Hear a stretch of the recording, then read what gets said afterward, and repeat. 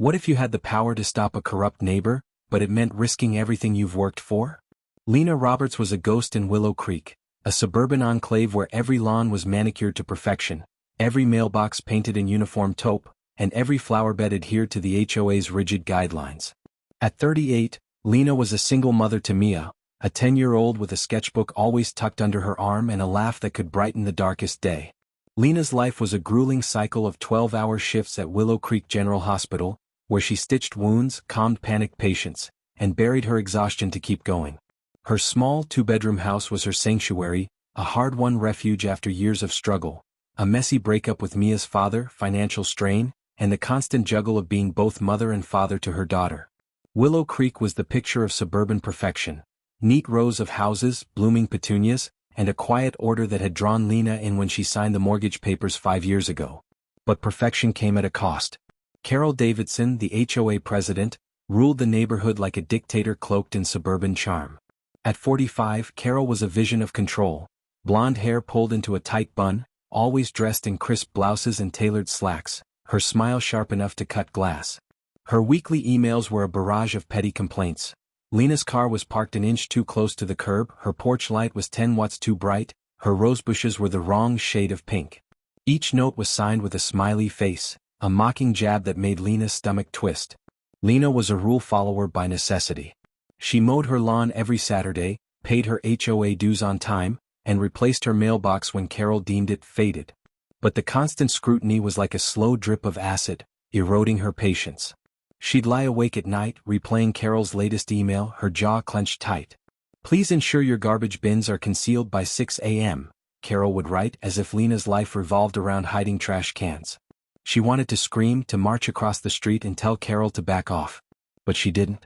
She had Mia to think of, bills to pay, a job that left her drained. So she stayed silent, her resentment simmering like a pot ready to boil over. The breaking point came with the electric bills. 8 months ago, Lena's bill was a manageable $90. Then it climbed to $120, then $150, then $200, and finally $240. She checked every appliance, swapped out bulbs for LEDs, and kept the thermostat at a chilly 65 degrees. Nothing helped. At the community mailbox, she overheard neighbors grumbling about the same problem. "It's the grid," Mr. Carter, a gruff retiree who lived next door, muttered one morning, his hands stuffed in his pockets. "Something screwy with the community grid." Mrs. Patel, who ran a catering business from her home, nodded, her face lined with exhaustion.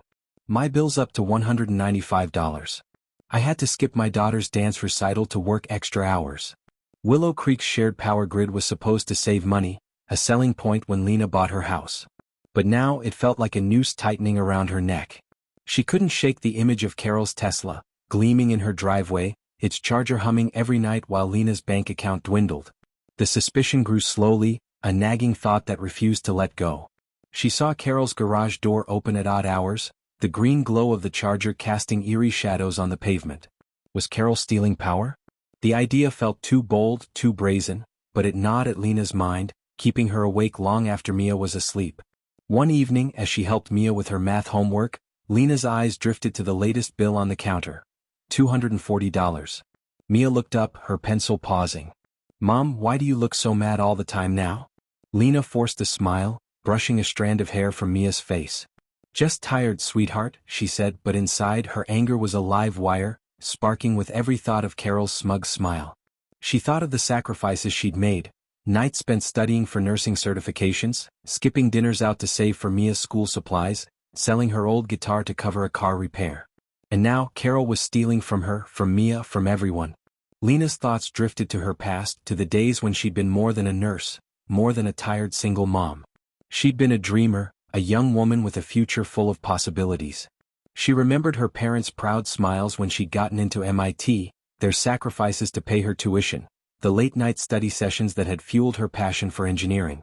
Those memories were bittersweet now, buried under years of responsibility, but they stirred something in her, a spark of defiance, a refusal to let Carol's greed go unchecked. She recalled a moment from her childhood, sitting with her father as he fixed a broken radio, teaching her how electricity could be harnessed, controlled, even weaponized. That lesson lingered, a seed of an idea taking root. The rumor hit Lena like a jolt of electricity. She was at Brewed Awakening, the local coffee shop, grabbing a rare latte after a double shift. Her scrubs were wrinkled, her hair pulled into a messy bun, but the caffeine was a small rebellion against her exhaustion. At the next table, Mrs. Patel was talking to Mr. Carter, her voice low but urgent. "My brother works at the utility company," she said, stirring her tea. He checked Carol's meter. "It's barely moved in months. How's she charging that Tesla every night?" Mr. Carter snorted, stirring his black coffee. "She's got the HOA board in her pocket. Karen and Steve won't question her. Nobody will." Lena's hand froze on her cup. She wasn't one for gossip. She'd learned early on that small talk could stir trouble in Willow Creek. But this wasn't gossip. It was a puzzle piece clicking into place. She'd noticed Carol's garage door open at odd hours, the Tesla's charger glowing like a beacon. She'd assumed it was carelessness, but now she saw it for what it was: arrogance. Carol was stealing power from the community grid, and she didn't think anyone would notice. That night, Lena sat at her kitchen table, her laptop open to the utility company's website. She logged into her account, staring at the graph of her skyrocketing energy usage. $200 last month, $240 this month. She opened a spreadsheet and started tracking what she'd heard from neighbors.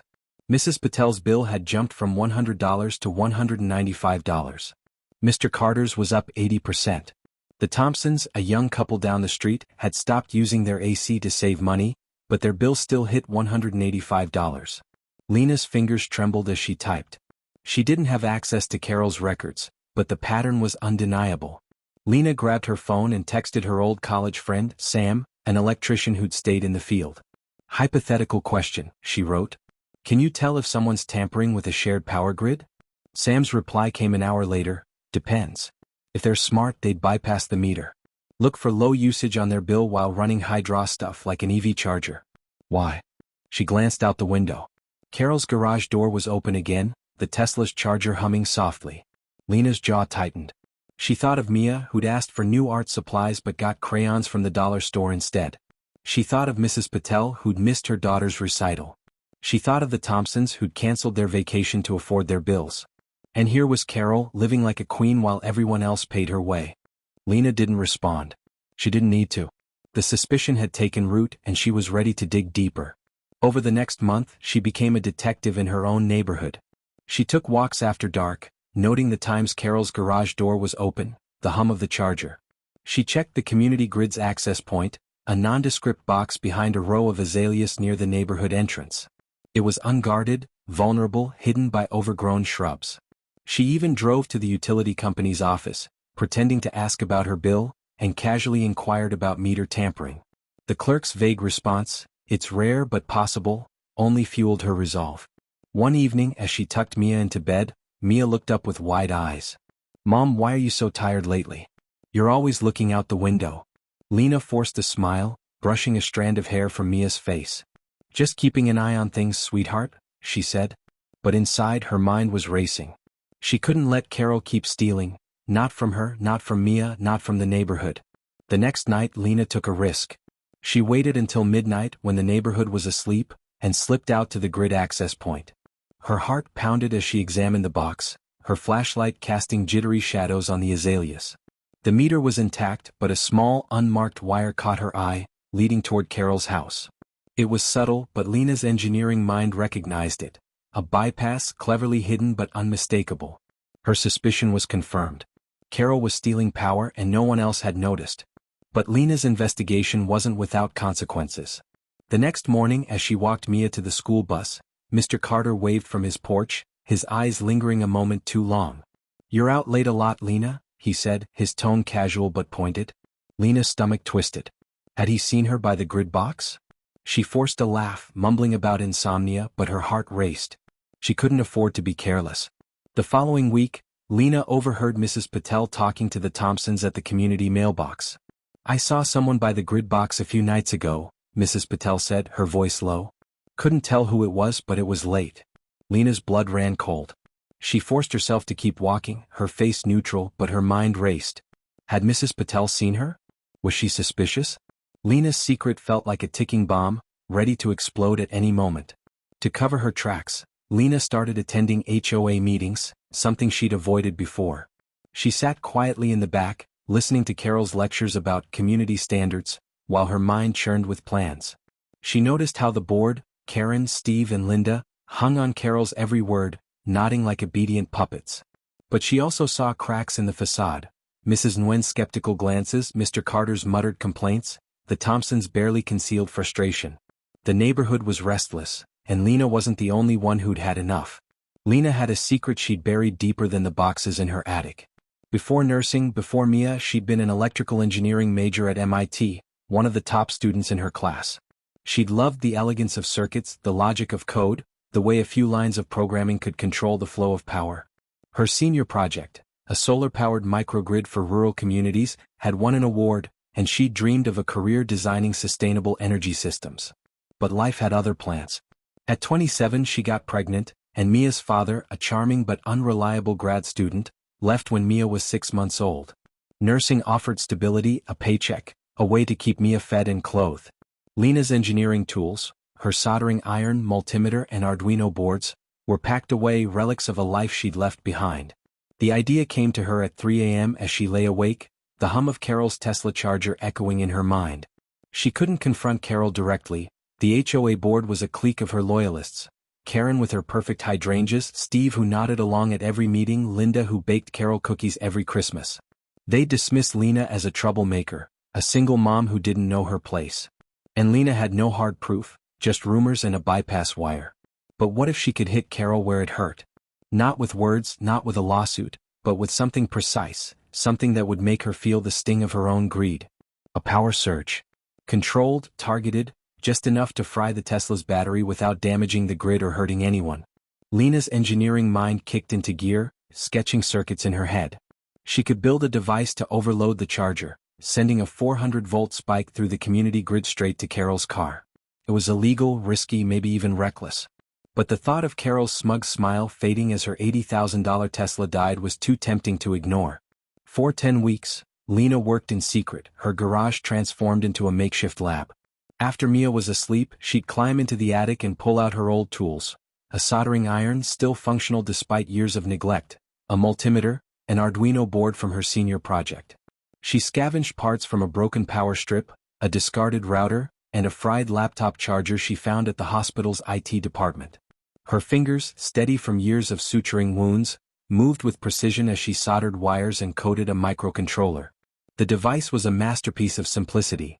A small box that could tap into the grid and deliver a precise surge when triggered by a signal from her phone.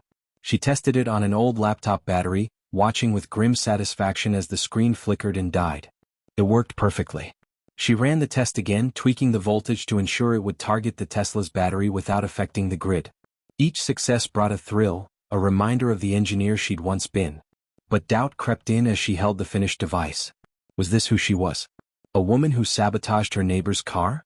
She thought of Mia, of the bills piling up, of Carol's relentless control over the neighborhood. She thought of her younger self, the engineering student who'd believed in solving problems with logic and precision. This wasn't just revenge, it was justice. Carol was stealing from everyone, and Lena was the only one who could stop her. She spent nights scoping out the community grid's access point, the box behind the azaleas. It was unguarded, but the risk of being seen was high. One evening as she walked by, pretending to check her mailbox, Mr. Carter waved from his porch. "Nice night, huh?" he called. Lena's heart raced, but she smiled and nodded, her mind on the device in her pocket. She couldn't afford to slip up. The moral weight was heavier than she'd expected. She sat up late, staring at the device, imagining the consequences. If caught, she could lose her job, her home, maybe even custody of Mia. She thought of her parents, who'd sacrificed everything to send her to MIT, only to see her give up her dreams. She thought of Mia's father, who'd walked away without a backward glance. This was her chance to fight back, to protect her daughter, her neighbors, her home. But at what cost? One night, as she worked in the garage, Mia appeared in the doorway, rubbing her eyes. "Mom, what are you doing?" "It's late." Lena froze, her soldering iron hovering over a wire. "Just fixing something, sweetheart," she said, her voice tight. "Go back to bed." Mia frowned but obeyed, and Lena's heart sank. She couldn't let Mia know what she was planning. She had to protect her no matter what. The next evening, Lena sat Mia down for a talk. "You know how we've been saving money?" she said, choosing her words carefully. "Sometimes people take things that aren't theirs and we have to make it right. But we have to be careful, okay? Mia nodded, her eyes serious. Like superheroes? She asked. Lena smiled, her throat tight. Yeah, like superheroes. Lena's resolve hardened, but the fear lingered. She remembered a late-night study session at MIT, when she'd stayed up until dawn perfecting her microgrid project. Her professor had praised her precision, her ability to solve problems under pressure. That Lena was still inside her, buried but not gone. She'd need that precision now more than ever.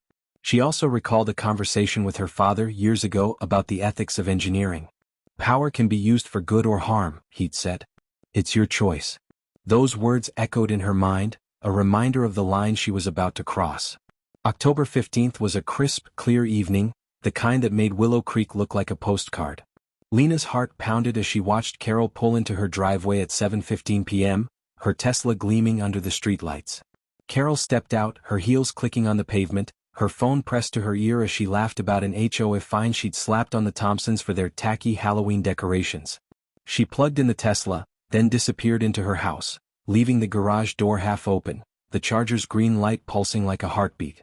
Lena sat in her living room, her phone in hand, the curtains drawn. She'd coded a simple app to trigger the surge remotely, a precaution in case anyone was watching. The device was hidden in the junction box near the azaleas, installed the previous night during a nerve-wracking 20-minute operation. She'd worn gloves, a hoodie pulled low over her face, her heart racing as she worked in the dark. A dog had barked in the distance and she'd nearly dropped her screwdriver, but she'd finished the job and slipped back home undetected. As she'd crept back to her house, she'd seen a shadow move in Mr. Carter's window, and her stomach had lurched. Had he seen her? She couldn't be sure. Now it was time. Lena took a deep breath, her thumb hovering over the activate button on her phone. She thought of Mia, asleep upstairs, her stuffed animals lined up on her bed. She thought of Mrs. Patel, who'd missed her daughter's recital. She thought of her own exhaustion, the weight of being the good neighbor who never fought back. She thought of her parents who'd believed in her and the dreams she'd left behind. She thought of her father's words about power and choice. Then she pressed the button. For a moment nothing happened. The neighborhood was quiet, the streetlights casting long shadows. Then a low hum grew louder, like a swarm of angry bees. A sharp pop echoed from Carol's garage, followed by a flicker of lights. Lena's breath caught as a thin wisp of smoke curled from the Tesla's hood. She'd calculated the surge to fry the battery, not start a fire, but the smoke sent a jolt of panic through her. Had she miscalculated? Was the car going to explode? Carol stormed out, her phone still in hand, her face pale as she stared at the car. "What the hell?" she shouted, her voice carrying across the street. She yanked the charging cable out, but the damage was done. The Tesla's lights were dead, the charger silent. Lena watched from her window, her heart racing. She'd done it. But as Carol's shouts grew louder, calling the police, the HOA, the Tesla dealership, Lena felt a new fear. What if they traced the surge to her? What if Mr. Carter had seen her? She slipped upstairs to check on Mia, who was still asleep, oblivious to the chaos. Lena's hands trembled as she tucked the blanket around her daughter. She'd wanted justice, but now she felt like a criminal. She forced herself to breathe, to think. The device was untraceable, she'd made sure of it. No fingerprints, no digital footprint. But the guilt was heavier than she'd expected. The next morning, Lena was a bundle of nerves as she walked Mia to the school bus. Neighbors clustered in driveways, whispering about Carol's Tesla disaster. Mrs. Thompson, pushing a stroller, smirked. Serves her right. She fined us $200 for our Halloween lights, but her car gets to suck up all our power. Mr. Carter, watering his lawn, muttered, Bet it was faulty wiring. Those Teslas are finicky. Lena kept her head down, her heart pounding. She dismantled the surge device before dawn, scattering the parts in a dumpster behind the hospital. Her phone app was deleted, the code erased. But Mr. Carter's glance lingered a moment too long, and Lena's stomach twisted. Did he know something? Later that day, Lena overheard Mrs. Patel talking to the Thompsons at the community mailbox. I saw someone by the grid box a few nights ago, Mrs. Patel said, her voice low. Couldn't tell who it was, but it was late. Lena's blood ran cold. She forced herself to keep walking, her face neutral, but her mind raced. Had Mrs. Patel seen her? Was she suspicious? Lena's secret felt like a ticking bomb, ready to explode at any moment. That evening, Lena found a note slipped under her door, an anonymous message scrawled in black ink, I know what you did. Her heart stopped. She scanned the street, but it was empty, the houses silent. Was it Mr. Carter? Mrs. Patel? Someone else? The note was vague, but it shook her to her core. She burned it in the kitchen sink, watching the flames consume the paper, but the fear lingered. She double-checked her locks, her windows, her garage, her mind racing with possibilities. The HOA called an emergency meeting that evening in the community center, a stuffy room that smelled of stale coffee and old carpet. Lena sat in the back, her hands folded tightly in her lap, her eyes scanning the crowd. The anonymous note burned in her mind, a constant reminder of her vulnerability. Carol stood at the front, her face a mix of fury and desperation, her usual polish replaced by disheveled hair and smudged makeup. "Someone sabotaged my car," she declared, pointing a manicured finger at the crowd. "I've called the police and they're investigating. Whoever did this will pay." The room buzzed with murmurs. Lena's heart sank. Had she left a trace? A stray wire, a glitch in the grid? But then Mrs. Nguyen, a retired teacher who lived 2 streets over, stood up, her small frame radiating quiet strength. "Maybe we should talk about your actions, Carol," she said, her voice calm but firm.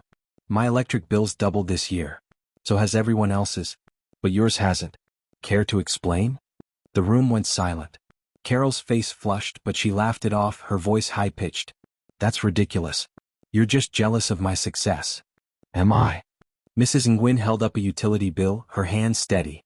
"I've been talking to neighbors. We're all paying for your Tesla. And maybe more." Lena's eyes widened. She hadn't expected this. Mrs. Nguyen's words lit a spark, and soon, other neighbors chimed in. Mr. Carter mentioned late-night deliveries to Carol's house. "Boxes of computer equipment," he said, "delivered at 2 a.m. Mrs. Patel talked about strange noises from Carol's basement, a low hum that kept her up at night. The Thompsons admitted they'd seen Carol's garage door open every night, the Tesla charger glowing like a beacon." Lena stayed quiet, her mind racing. She'd wanted to expose Carol, but she hadn't expected allies. The room crackled with tension, neighbors exchanging glances, their resentment boiling over. Carol tried to regain control, her voice shrill. "This is a witch hunt. You're all conspiring against me." But the crowd wasn't listening. For the first time, Lena saw fear in Carol's eyes. As the meeting ended, Lena slipped out, her heart pounding. She'd sparked a rebellion, but at what cost? The police were coming, and if they dug too deep they might find her. The anonymous note haunted her. Someone knew something, or at least thought they did. She needed to stay calm to keep her secret buried. But as she walked home, she overheard Mrs. Nguyen talking to Mr. Carter. "We need to audit the grid," she said. "If Carol's stealing power, we'll find proof." Lena's stomach churned. Proof was good, but it could lead back to her. She had to be careful. That night, she lay awake, replaying the meeting in her mind. She'd wanted justice, but now she felt trapped in a web of her own making. Mia stirred in her sleep, murmuring something about her school project. Lena's chest tightened. She'd done this for her daughter, for the neighborhood, but the weight of her secret was crushing. The next day, Mrs. Patel stopped by with a plate of samosas, her eyes sharp. "You're quiet, Lena," she said, leaning against the porch railing. "But I bet you've got stories to tell." Lena forced a smile, her heart racing. "Just trying to keep the peace," she said, but Mrs. Patel's gaze lingered, as if she knew more than she was letting on. Lena's hands shook as she closed the door. Had Mrs. Patel seen her near the junction box? Was she the one who left the note? The fear was a constant companion now, a shadow that followed her every step. A few days later, Lena saw a police car parked outside Carol's house. Her heart stopped. She called Sam, her electrician friend, her voice trembling. "Hypothetical question," she said. "If someone tampered with a grid to overload a charger, could it be traced?" Sam laughed. "If they're smart, no. A good surge leaves no fingerprints. Why do you keep asking these hypotheticals?" Lena mumbled an excuse and hung up, her hands shaking. She was safe for now. But the guilt was a constant weight, a reminder of the line she'd crossed. The following week, Lena overheard Mrs. Nguyen and Mr. Carter at the community mailbox, discussing the police investigation. "They're looking at the grid," Mr. Carter said. "They think it was a power spike, but they can't tell if it was deliberate." Lena's heart raced, but she kept walking, her face neutral. She couldn't let her fear show, not when she was so close to getting away with it. But the anonymous note gnawed at her, a constant reminder that someone was watching. 2 days later, a second note appeared under her door. "You can't hide forever." Lena's blood ran cold. She checked the street, but it was empty, the houses dark. She burned the note in the sink, her hands trembling, but the fear was overwhelming. Someone knew something and they weren't letting go. She started varying her routine, taking different routes to work, avoiding late-night walks. But the weight of her secret was suffocating, and the notes were a constant reminder that her actions had consequences. The next HOA meeting a month later was standing room only. Lena sat near the back, her stomach churning. She'd barely slept, jumping at every phone call, every knock on the door. The anonymous notes had kept her on edge, and she'd started checking her locks twice, her windows, her garage. What if the police found her device? What if Mia found out? She was about to slip out when Tom Reynolds, a quiet accountant who lived at the end of the street, stood up with a thick folder of papers. "I've been auditing the HOA's finances," Tom said, his voice steady but loud enough to hush the room. "And I found something interesting. Carol's not just using the community grid to charge her Tesla. She's running an unregistered crypto mining operation in her basement, pulling thousands of watts from the grid every night." The room exploded. Lena's jaw dropped. Crypto mining? She'd heard the hum from Carol's house, seen the delivery trucks, but she'd thought it was just the Tesla. Tom passed around printouts, utility records showing Carol's meter barely moved, screenshots of her boasting about her side hustle on a crypto forum, even photos of cooling fans and computer rigs being delivered to her house. She'd been making tens of thousands of dollars, maybe more, while the neighborhood's bills soared. Carol leapt to her feet, her face red. "This is a lie. A conspiracy. You're all jealous." But the evidence was overwhelming. Tom had tracked her power usage, cross-referenced it with utility records, and even found a deleted post on a crypto forum where Carol bragged about gaming the system. He'd contacted a friend at the utility company who confirmed the meter bypass. The HOA board, shaken by the revelations, voted unanimously to remove her as president. The police were called to investigate the power theft and the illegal business. Lena's head spun. Her act of revenge had been the match, but Tom's audit was the gasoline. Carol's reign was over, and Lena had set it all in motion. But as the crowd cheered, she felt a pang of unease. She'd wanted justice, but she'd broken the law to get it. And now, with the police involved, the risk was higher than ever. The anonymous notes loomed in her mind. Who had sent them, and what did they know? Over the next 3 weeks, Lena kept a low profile. She went to work, helped Mia with her homework, and avoided the neighborhood gossip. But the whispers followed her. Some neighbors suspected sabotage, others wondered if Carol had enemies. Mrs. Patel's visit had rattled her, and she couldn't shake the feeling that someone was watching. One evening, as she was washing dishes, she saw a police officer knock on Mr. Carter's door. Her heart stopped. Were they canvassing the neighborhood? Had Mr. Carter seen her that night by the junction box? She called Sam again, her voice barely steady. "One more hypothetical," she said. "If a surge damaged a car, would the police look at the grid?" Sam sighed. "Only if they suspect foul play. But a Tesla's battery failing? They'd probably blame the manufacturer." "You okay, Lena?" She mumbled a reply and hung up, her hands shaking. She was safe, but for how long? The police investigation intensified, and Lena's fear grew. She overheard Mrs. Nguyen talking to the Thompsons at a neighborhood barbecue. "The police found a bypass in Carol's meter," she said. "They're looking into who installed it." Lena's heart raced. She hadn't installed the bypass, that was Carol's doing, but her search could still draw attention. She needed to stay calm, to keep her secret buried. One evening, as Lena was tucking Mia into bed, a third note appeared under her door. "You did the right thing." Her heart raced, but this time the words felt different. Less threatening, more like a confession of understanding. She didn't burn this one. Instead, she tucked it into a drawer, a reminder that her actions, though risky, had made a difference. But the fear lingered. Who was sending these notes and why? Over the next 6 months, Willow Creek transformed. Mrs. Nguyen was elected HOA president, promising transparency and fairness. The community grid was audited, and the utility company installed new meters to prevent tampering. Electric bills dropped back to normal, and neighbors started smiling again. Carol's house went up for sale, her Tesla towed to a repair shop, her reputation in tatters. Rumors swirled that she'd moved to a condo downtown, desperate to avoid legal trouble. Lena never told anyone what she'd done. She didn't need to.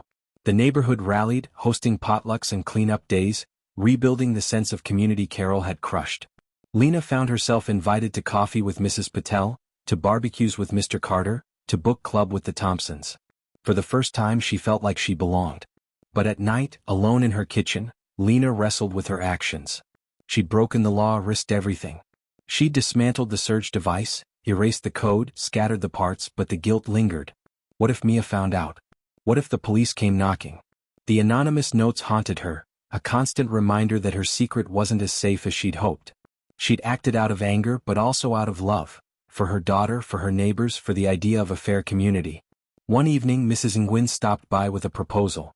"We're starting a community watch group," she said, sitting at Lena's kitchen table. "To keep things fair, to make sure no one like Carol takes over again. We could use someone like you, Lena. You're smart, you notice things." Lena hesitated, her throat tight. She wanted to help, but she couldn't shake the fear of being found out. "I'll think about it," she said, and Mrs. Nguyen nodded, her eyes kind but knowing.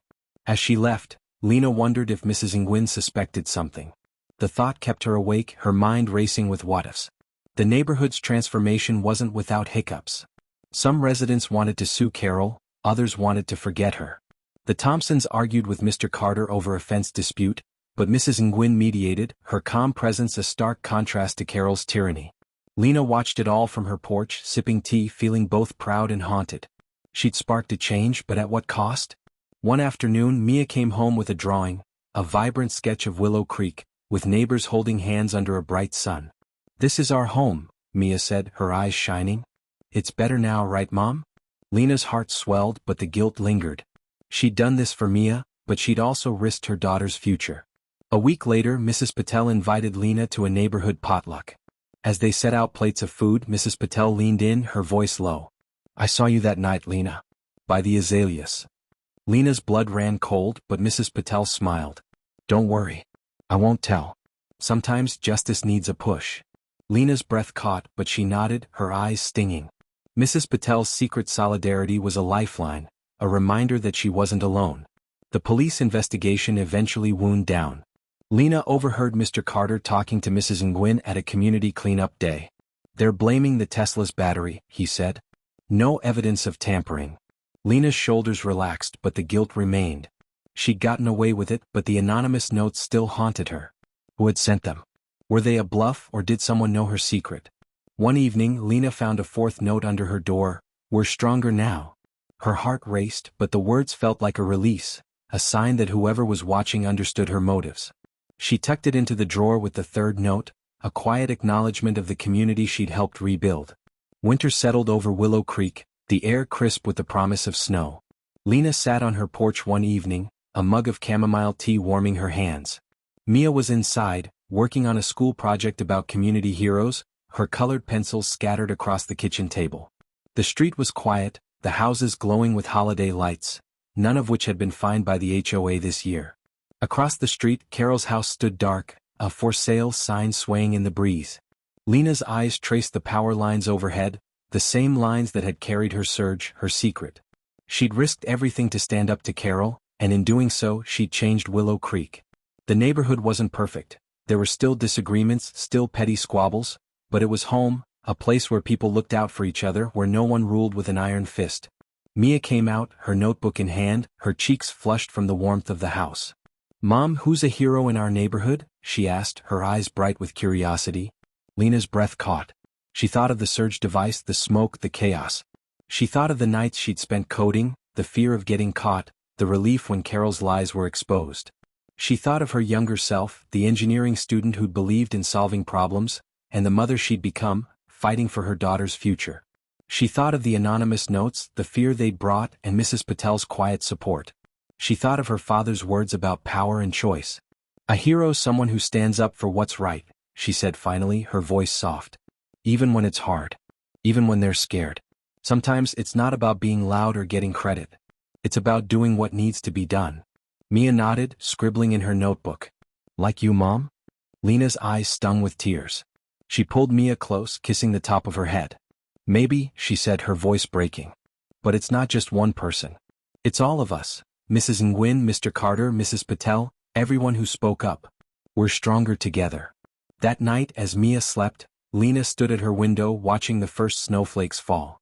They dusted the lawns, the mailboxes, the power lines, blanketing Willow Creek in quiet beauty. Lena's secret would stay buried, but its impact rippled through the community, a reminder that even the quietest voices could spark change. She'd acted alone, but she'd ignited a movement, a community that stood together against greed and control. The next morning, Lena joined the community watch group, her hands steady as she signed the roster. Mrs. Nguyen smiled, handing her a clipboard. "Welcome aboard, Lena," she said. "We need people like you." Lena nodded, her heart full. She'd carry her secret forever, but she'd also carry the knowledge that she'd made a difference, not just for herself but for everyone she called neighbor.